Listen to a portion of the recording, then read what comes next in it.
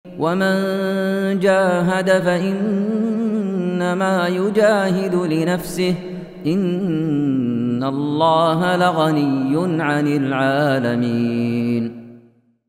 بسم الله الرحمن الرحيم. الحمد لله رب العالمين والصلاة والسلام على المبعوث رحمة للعالمين نبينا محمد وعلى آله وصحبه ومن تبعهم بإحسان إلى يوم الدين. أما بعد، سبحانك لا علم لنا إلا ما علمتنا إنك أنت العليم الحكيم. اللهم علمنا بما ينفعنا وانفعنا بما علمتنا وزدنا علما يا رحمن يا رحيم يا كريم.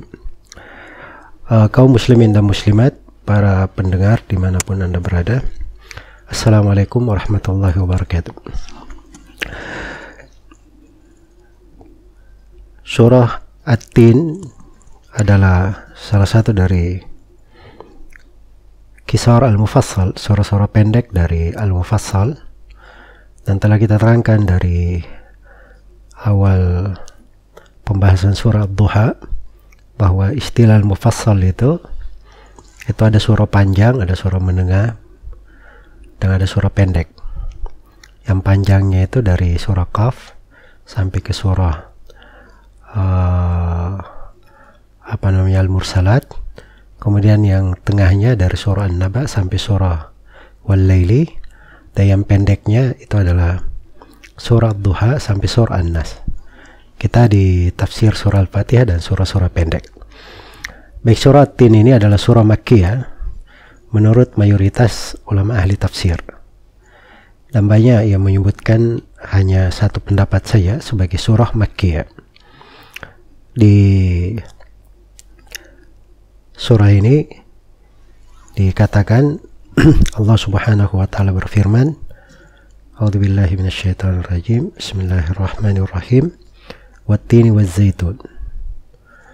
Demi buah tin dan buah zaitun. Di antara ulama ada yang menafsirkan at-tin itu buahnya, buah tin yang biasa dimakan, dan buah zaitun. Dan sebagian ulama ada yang mengatakan bahwa yang dimaksud adalah tempat tumbuh dua buah ini, dua gunung yang merupakan tempat tumbuh dari dua buah ini, buah tin dan buah zaitun. Telah berlalu bahwa Allah Subhanahu wa taala kalau bersumpah dengan sesuatu itu menunjukkan hal tersebut besar di sisi Allah Subhanahu wa taala. Karena dari keagungannya dia bersumpah dengan makhluk-makhluknya untuk menunjukkan keagungan dan kebesarannya Subhanahu wa ta'ala. Iya. Wat-tini waz-zaitun, demi buah tin dan buah zaitun. Wa-turi sinin, dan demi bukit Tur. Bukit Tur ini disebut juga dengan Turu Saina. Ya, sinin itu sama dengan Saina. Dan itu di bahasa mereka artinya sesuatu yang bagus atau sesuatu yang berberkah atau sesuatu yang baik yang berbuah. Iya. Dan yang dimaksud dengan Bukit Tur di sini, ini tempat Nabi Musa alaihissalam menerima wahyu. Jadi Allah bersumpah demi Bukit Tur. Kemudian sumpah yang ketiga, wahadal baladil amin, dan demi negeri yang aman ini.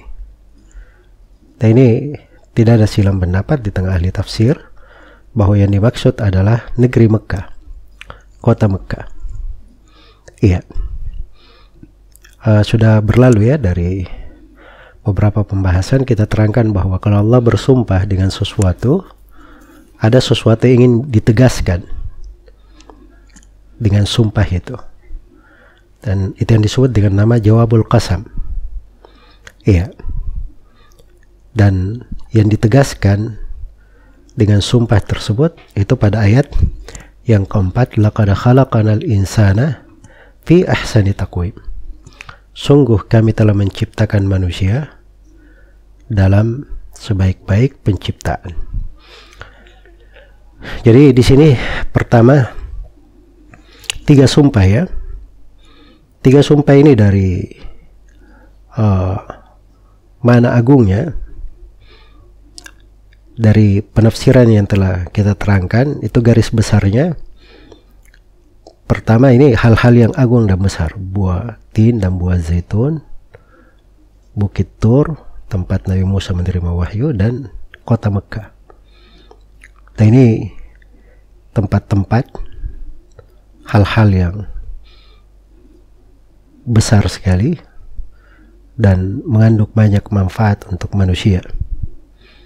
Iya. Dan sebagian ulama ada yang mengatakan bahwa wattini wazzaitun itu tempat banyak diketemukan buah tin dan buah zaitun itu di Baitul Maqdis. Di Baitul Maqdis. Adapun Bukit Tur, Tur Sina, Tur Sinin itu tempat Nabi Musa alaihissalam menerima wahyu. Jadi Baitul Maqdis itu tempat Nabi Isa alaihissalam, dan Tur Sinin, Bukit Tur itu tempat Nabi Musa menerima wahyu. Dan kota Mekah itu tempat Nabi Muhammad sallallahu alaihi wasallam. Iya, itu 3 nabi dari ulul azmi. 3 nabi dari ulul azmi. Jadi ini hal yang dahsyat ya.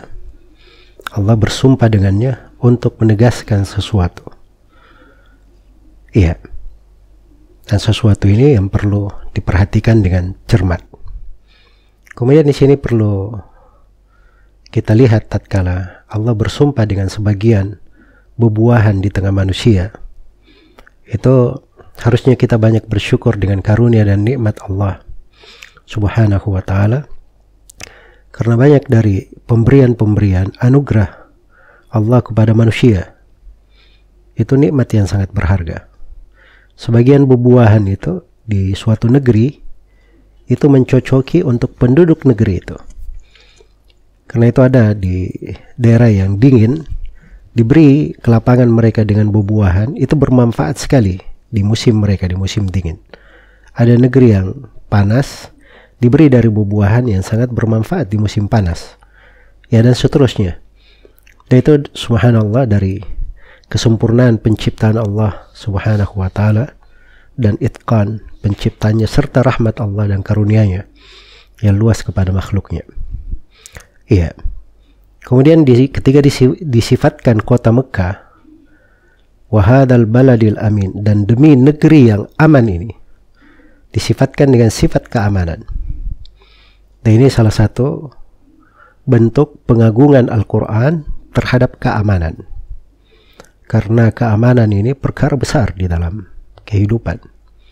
Kita perlu keamanan pada diri kita, keamanan di tengah keluarga kita, keamanan di dalam negeri kita, keamanan untuk kita keluar dari dunia di sakaratul maut, keamanan di dalam kubur, dan keamanan kelak di kemudian hari. Iya, innal muttaqina fi maqamin amin. Sungguhnya orang-orang yang bertakwa di kedudukan yang penuh dengan keamanan, itu di sorga. Itu disebut dengan keamanan. Karena itu kota Mekah disifatkan dengan keamanan, diagungkan nikmat keamanan ini di banyak tempat dalam Al-Quran dan oleh Rasulullah Sallallahu Alaihi Wasallam. Karena itu di dalam salah satu pokok yang dijaga di dalam syariat kita adalah penjagaan terhadap keamanan di dalam beragama, pada jiwa, pada darah, kehormatan, harta, dan pada akal. Keamanannya dijaga dan dipelihara. Dan disitulah pentingnya keamanan ini dipelihara di dalam kehidupan. Karena itu salah satu dari pokok politik syar'i, siasat syariah, itu penjagaan terhadap keamanan dari segala bentuknya, dari segala sudut dan bentuknya. Nah, itu wajar. Bayangkan saja Allah bersumpah dengan negeri Mekah yang penuh dengan keamanan. Dan itu adalah hal yang dibesarkan di sisi Allah Subhanahu wa ta'ala. Kemudian ditegaskan di sini dengan sumpah ini untuk menjelaskan kemuliaan manusia itu. Laqad khalaqanal insana fi ahsani taqwim. Sungguh kami telah menciptakan manusia dalam sebaik-baik penciptaan. Nah, ini karunia dari Allah. Mereka dicipta dengan takwim, penciptaan yang paling baiknya, paling bagusnya. Tapi diingatkan, laqad khalaqnal insana fi ahsani taqwim thumma radadnahu asfala safilin. Iya. Kemudian diingatkan bahwa manusia nanti akan dikembalikan kepada tempat yang paling rendah. Tempat yang paling rendah. Tempat yang paling rendah ini ada dua penafsiran di tengah para ulama. Iya. Penafsiran yang pertama, ada yang mengatakan tempat yang paling rendah adalah neraka. Jadi manusia, hati-hati. Memang dicipta sempurna, tapi semuanya akan dikembalikan ke neraka. Kecuali, ini satu, ada yang diperkecualikan. Siapa itu? Itu keterangan pada ayat setelahnya. Illal ladzina amanu wa amilus salihat. Iya. Dan ini sama dengan surah Al-Asri yang akan datang. Wal asri innal insana lafi khusrin illal ladzina amanu wa amilus salihat wa tawassaw bil haqqi wa tawassaw bis sabr. Itu mirip di atas tafsir. Penafsiran yang pertama ini bahwa asfala safilin, neraka jahanam. Dan penafsiran yang kedua mengatakan asfali safilin, laqad khalaqnal insana wa thumma radadnahu asfala safilin. Asfala safilin, derajat hal yang paling rendah itu adalah manusia ketika dicipta, nanti dia terus menjalani kehidupannya sampai dia berumur tua renta, pikun. Itu pada saat pikunnya itu disebut sebagai kondisi yang paling buruknya. Karena memang manusia penciptanya seperti itu. Allahul ladzi khalaqakum min dha'fin thumma, kalau dibacaan kita bisa dibaca dha'fin, bisa dibaca dhu'fin. Thumma ja'ala min ba'di dha'fin quwwah, thumma ja'ala min ba'di quwwatin dha'fa wa syaiba. Iya. Yakhluqu ma yasha wa huwal alimul qadir. Dialah Allah yang menciptakan manusia dari kelemahan. Setelah kelemahan itu dicipta dalam keadaan lemah, bayi, tidak tahu apa-apa, tidak bisa merangkak, nggak bisa. Terus dia tumbuh, diberi kekuatan sampai dia dewasa, berisi, bagus dalam aktivitasnya. Kemudian di belakangnya ditambah lagi dengan kelemahan, menjadi lemah lagi. Dan ada penuaan. Demikianlah Allah menciptakan sesuai dengan kehendaknya. Dan dialah Allah yang maha mengetahui lagi maha mampu. Iya.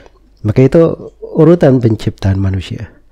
Tapi di antara manusia ada yang diciptakan dia sampai ke umur yang tua, renta, umur yang paling bawah, paling rendahnya. Dan di antara manusia ada yang wafat sebelumnya. Karena itu dikatakan dalam Al-Quran, wa minkum may yutawaffa wa minkum may yuraddu ila ardalil umuri likay la ya'lama min ba'di ilmin syai'a. Di antara kalian ada yang diwafatkan sebelum itu, atau ada yang diwafatkan, dan di antara kalian ada yang terus dia hidup. Setelah dia dewasa dia hidup sampai kembali kepada umur yang paling rendahnya, di mana dia jadi pikun, hilang, tidak sadar dan seterusnya. Dia tidak berpikir lagi, di mana dia akhirnya menjadi tidak tahu padahal sebelumnya dia punya pengetahuan. Iya. Jadi di antara ulama ada yang menafsirkan dengan tafsir yang kedua, thumma radadnahu asfala safilin, artinya dikembalikan ke umur yang paling rendahnya. Iya. Jadi luar biasa ya penafsiran ini. Karena itu kenapa kita selalu harus belajar tafsir dari ayat-ayat, apalagi surah-surah pendek ini. Karena ini kandungannya besar sekali, terdapat di dalamnya pokok-pokok kehidupan yang sangat berharga. Karena ayat ini akan memberi kepada kita dua makna yang besar. Makna yang pertama, semua manusia, siapapun dia, itu diciptakan nanti akan menjadi penghuni neraka. Kecuali illal ladzina amanu wa amilus shalihat, kecuali orang yang beriman dan beramal salih. Itu yang menyelamatkan. Itu hal yang besar yang pertama yang ditunjukkan oleh ayat ini. Dan hal yang kedua ditunjukkan oleh ayat bahwa seluruh manusia diciptakan dalam kondisi yang paling baik. Nanti kalau dia Allah beri umur sampai tua, akan kembali ke kondisi yang paling rendahnya. Kondisi yang paling rendahnya menjadi tua renta.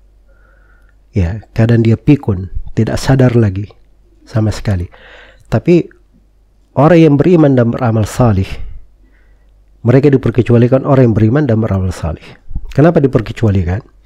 Sebab orang yang beriman dan beramal salih, banyak di antara mereka di usia tuanya kesadarannya lebih peka daripada di usia mudanya.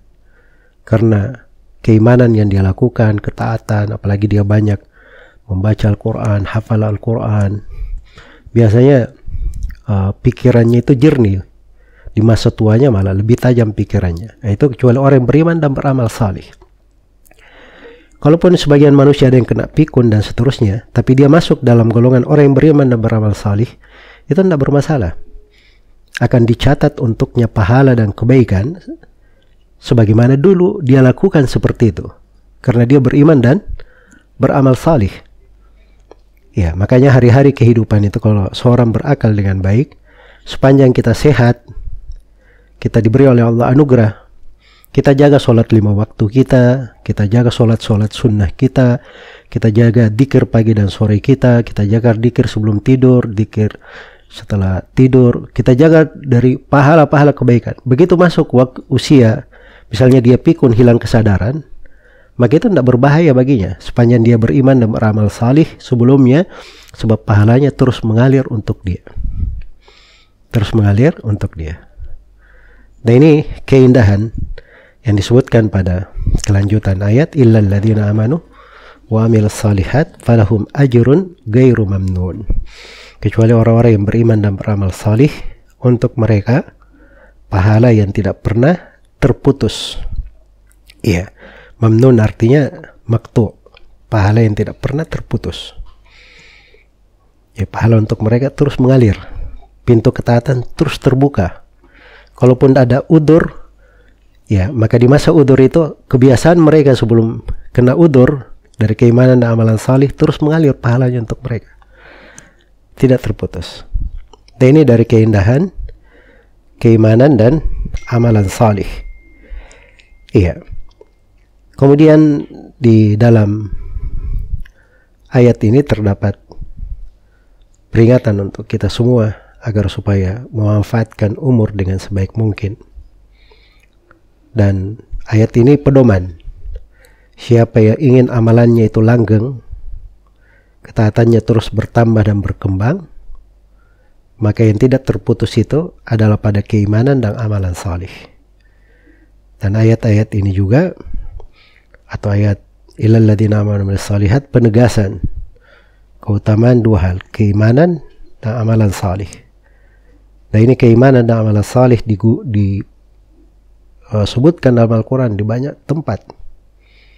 Iya, karena kandungan dari dua ini adalah pokok segala kebahagiaan, syarat syahnya amalan, dan itulah yang menyebabkan seorang itu diterima di sisi Allah Subhanahu wa ta'ala, dimasukkan ke dalam surga dan dihindarkan dari api neraka. Illal ladzina amanu wa amilus shalihat. Bahkan seluruh ajaran para nabi dan para rasul berputar pada keimanan dan amalan salih.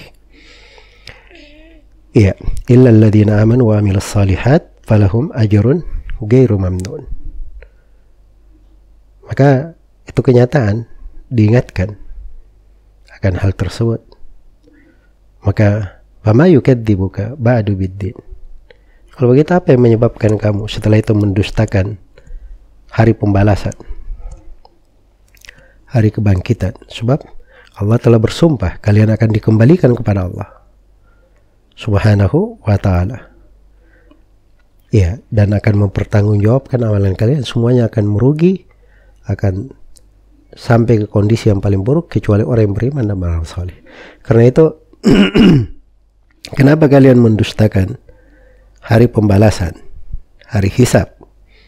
Nah, ini dari pokok syariat, ya.